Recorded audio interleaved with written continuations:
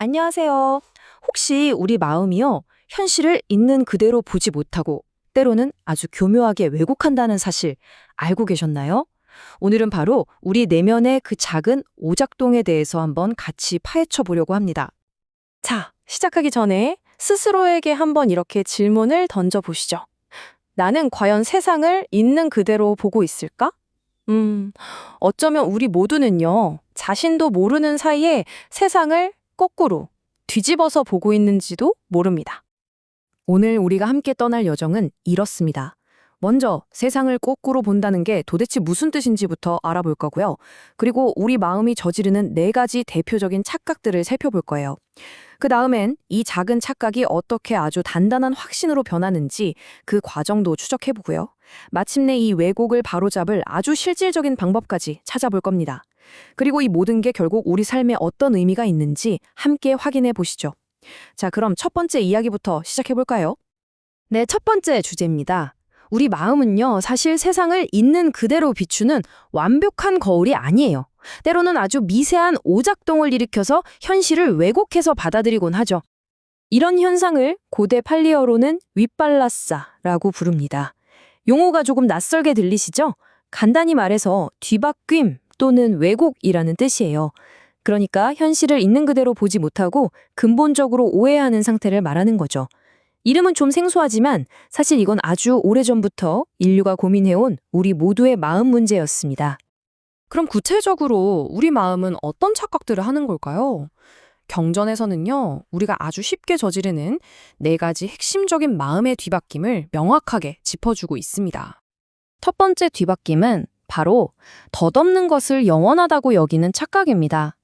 생각해보면 모든 건 끊임없이 변하고 결국 사라지잖아요.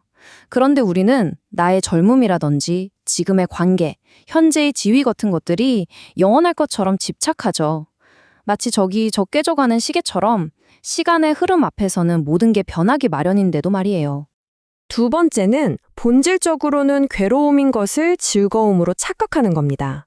예를 들어서 순간의 자극적인 쾌락을 쫓지만 결국 남는 건 더 큰 공허함과 후회뿐인 그런 경험들 다들 한 번쯤은 있으시죠?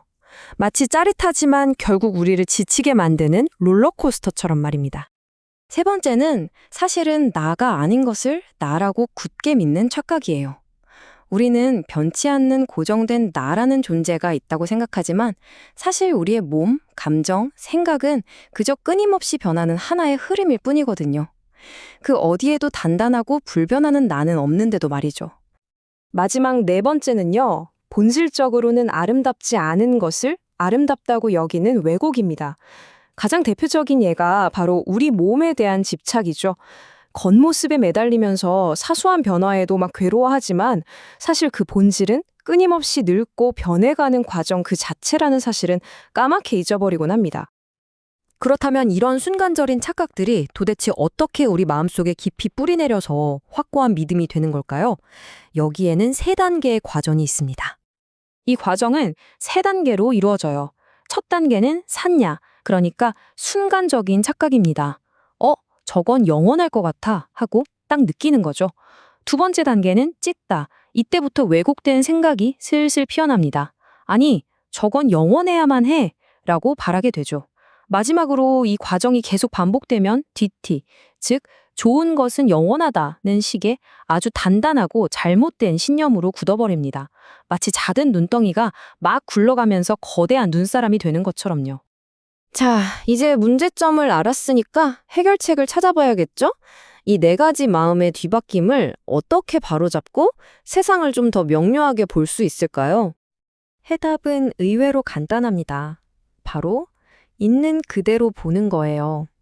덧없는 것은 덧없다고, 괴로운 것은 괴롭다고, 나가 아닌 것은 나가 아니라고, 그리고 아름답지 않은 것은 아름답지 않다고 아는 것. 그러니까 왜곡을 향하던 마음의 화살표 방향을 올바르게 딱 되돌려 놓는 겁니다. 그리고 그 구체적인 방법으로 경전은 4가지 마음챙김, 즉 까따로 사티파타나를 제시합니다.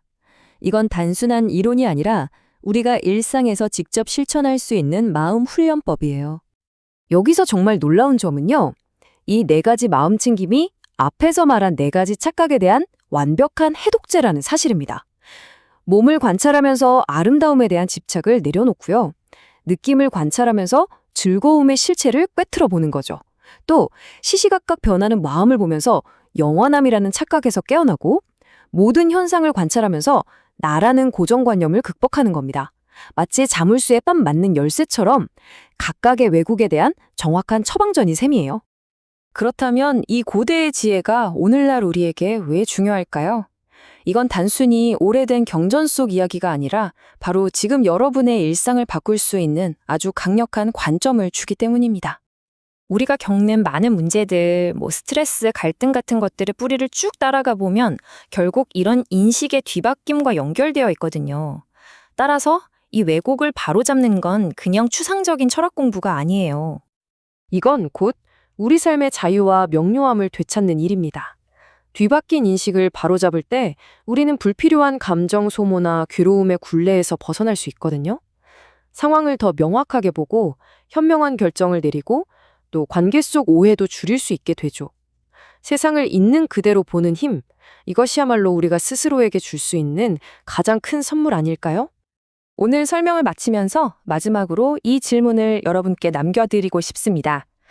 이 네 가지 뒤바뀜 중에서 오늘 하루 여러분의 마음속에서는 어떤 뒤바뀜이 일어나고 있었는지 한번 돌아보는 건 어떨까요? 자신의 마음을 들여다보는 그 작은 시작이 세상을 바로 보는 큰 지혜로 이어질 수 있습니다.